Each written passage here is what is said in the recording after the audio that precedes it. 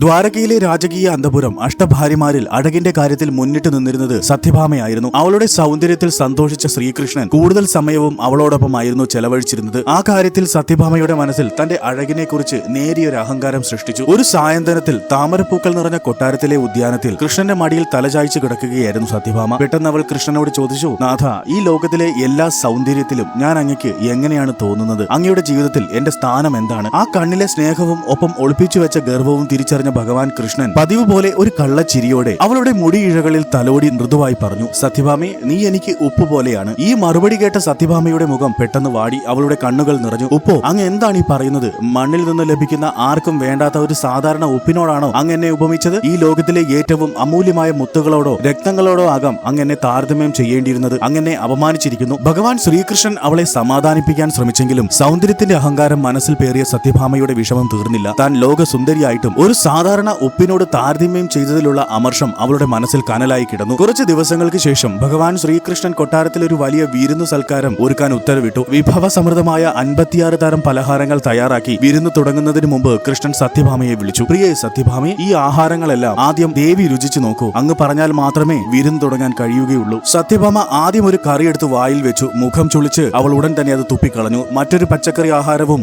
രുചിച്ചു നോക്കി. അതും തുപ്പിക്കളഞ്ഞു. ശേഷം പലഹാരങ്ങൾ രുചിച്ചു നോക്കി. അതിലും രുചിയില്ലാതെ അവൾക്ക് ദേഷ്യം വന്നു. ഇതെന്തൊരു വിരുന്നാണ്? ഒന്നിനും ഒരു രുചിയും ഇല്ലല്ലോ. ദേഷ്യം അടക്കാനാവാതെ അടുക്കളയിലേക്ക് ചെന്ന സത്യഭാമ പാചകക്കാരെ ശകാരിച്ചു. സംഭവം മനസ്സിലാക്കി ഭഗവാൻ ശ്രീകൃഷ്ണൻ സൗമ്യമായി അവളുടെ അടുത്തേക്ക് വന്നു. എന്താ പ്രിയേ, നിനക്ക് എന്താണ് ഇത്ര ദേഷ്യം? ഇത്രയും വിഭവങ്ങൾ ഒരുക്കിയത് നിനക്ക് ഇഷ്ടപ്പെട്ടില്ലേ? സത്യഭാമ ദേഷ്യത്തോടെ പറഞ്ഞു, നാഥ, അങ്ങീ വിരുന്ന് ഒരുക്കിയത് എന്തിനാണ്? ഉപ്പില്ലാത്ത വിഭവങ്ങൾ ആർക്കെങ്കിലും കഴിക്കാൻ കഴിയുമോ? മധുരമില്ലാതെ പലഹാരങ്ങൾ കഴിക്കാൻ കഴിയുമോ? രുചിയില്ലാത്ത ഈ ഭക്ഷണം ആർക്കും കഴിക്കാൻ കഴിയില്ല. ഈ വിരുന്ന് ഒരു അപമാനമാണ്. കൃഷ്ണൻ ശാന്തനായി പുഞ്ചിരിച്ചുകൊണ്ട് പറഞ്ഞു, സത്യഭാമേ, ഉപ്പില്ലാത്ത വിഭവങ്ങൾ കഴിക്കാൻ കഴിയില്ലെങ്കിൽ എന്തുകൊണ്ടാണ് ഞാൻ നിന്നെ ഉപ്പിനോട് ഉപമിച്ചപ്പോൾ നീ വിഷമിച്ചത്? ആ ചോദ്യം കേട്ടതും സത്യഭാമ സ്തംഭിച്ചു പോയി. അവളുടെ കണ്ണുകൾ വിടർന്നു. ആ നിമിഷം ഉപ്പിന്റെ യഥാർത്ഥ മൂല്യം അവൾക്ക് മനസ്സിലായി. ഭക്ഷ്യവിഭവങ്ങളിൽ മറ്റു ചേരുവകൾ എത്ര വിലയേറിയതാണെങ്കിലും ഉപ്പില്ലെങ്കിൽ ആഹാരം അപൂർണമാണ്. ആ ഭക്ഷണം രുചിയില്ലാതാകും. കൃഷ്ണന്റെ ജീവിതത്തിൽ സത്യഭാമയുടെ സ്ഥാനം അതായിരുന്നു. മറ്റു രാജ്ഞിമാരും അലങ്കാരങ്ങളും എത്രയുണ്ടെങ്കിലും സത്യഭാമയില്ലാതെ ആ ജീവിതം രുചിയില്ലാത്തതും അപൂർണവുമാണ്. ഉപ്പ് ആഹാരത്തിന് നൽകുന്ന പൂർണ്ണതയാണ് കൃഷ്ണൻ സത്യഭാമയിൽ കണ്ടത്. അവളുടെ അഹങ്കാരം മാഞ്ഞു മറഞ്ഞു. കൃഷ്ണന്റെ കാൽക്കൽ വീണ് സത്യഭാമ മാപ്പ് അപേക്ഷിച്ചു. ഉപ്പ് പോലെ അത്യന്താപേക്ഷിതവും ഒഴിച്ചുകൂടാനാവാത്തതുമാണ് താനെന്ന് മനസ്സിലാക്കിയപ്പോൾ ഉപ്പിനോടുള്ള ആ ഉപമ